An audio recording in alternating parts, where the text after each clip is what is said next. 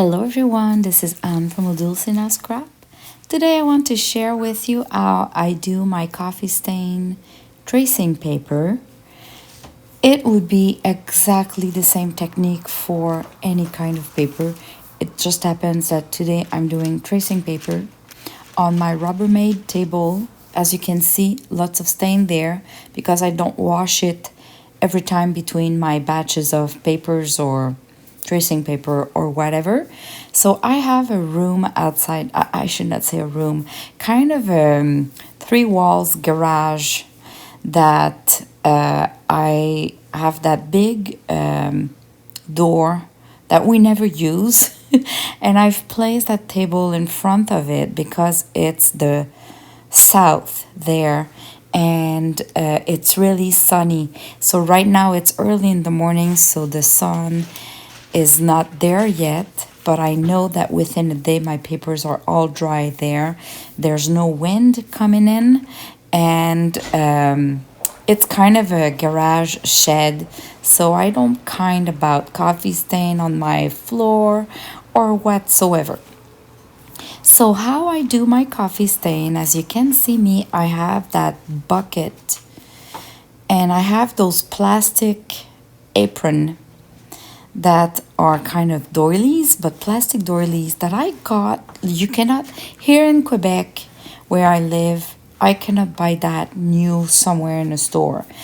But it happens that my mom had some, my mother-in-law had some, and I found a couple in thrift stores here and there. So I start to have a good stash of them, and this made me really, really happy. So I have this plastic container and I just dump my coffee there. My coffee can be cold or hot or medium hot. It doesn't matter at all. In this case, this morning it's really cold.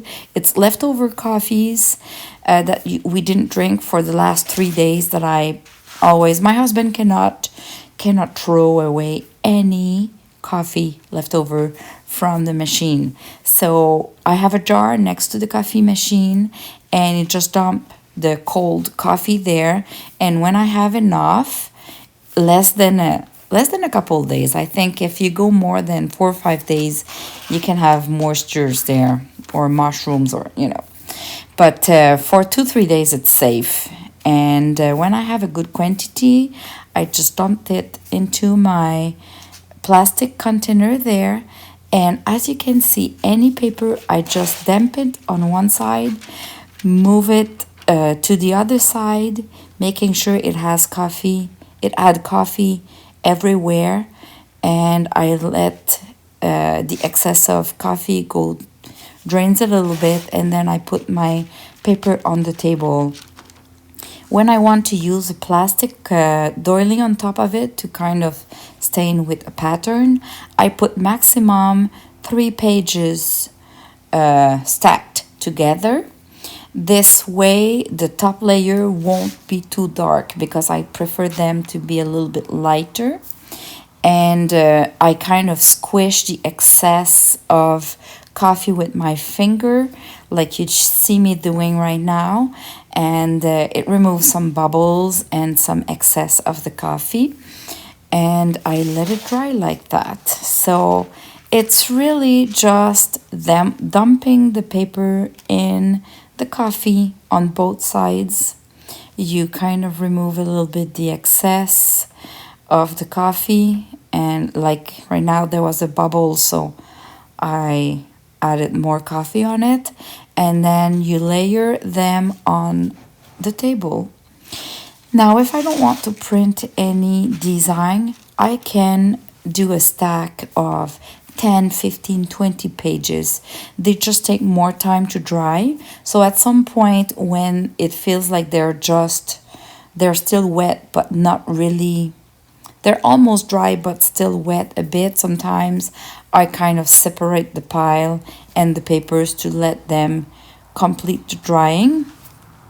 So when I do coffee stain or paper or tracing paper, I always have a couple that are with a doily apron on, but I still need some that do not have any pattern. So I always have 2-3 piles of a good stash of a good stack of maybe 10, 15, 20 pages. And because the ones that are only 3 pages will dry faster, once they're dried, then I take my bigger pile and I spread them among the table to let them dry faster. So this is my process this summer, because I have that perfect spot in my new house. I'm trying to do a lot of coffee stain paper, so I won't have to do some maybe during this winter. But last winter I had this table in my basement, and what I did is I add a plastic nap on my floor in case I drop any drops of coffee. And I was doing that same process, but in order to dry it, it could take up to 2-3 days before my paper would be really, really dry. Compared to this summer, it takes half a day or the day, and that's it. They're all done. So, but it's really like I don't leave my paper longer than that in the coffee. And yeah, I'm using Alvanut regular coffee, the home brand. Any kind of coffee is good. It will just change the effect on the paper. It might be darker, lighter. We are the next day here. You can see how the paper is lifted. That means it is dry. So when I remove the doily, we can see the pattern there. And then if I show you the other pages, you're gonna see that the pattern is still visible, but really lighter on the other pages. But still, I love it because it kind of creates some other stains, and we can see parts of the pattern. So it's great. That's why I always do a little pile like of 3-4 instead of just one. This is the tracing paper, and we can see that this one, the pattern printed more on the 3 pages. Thanks for watching. Bye-bye.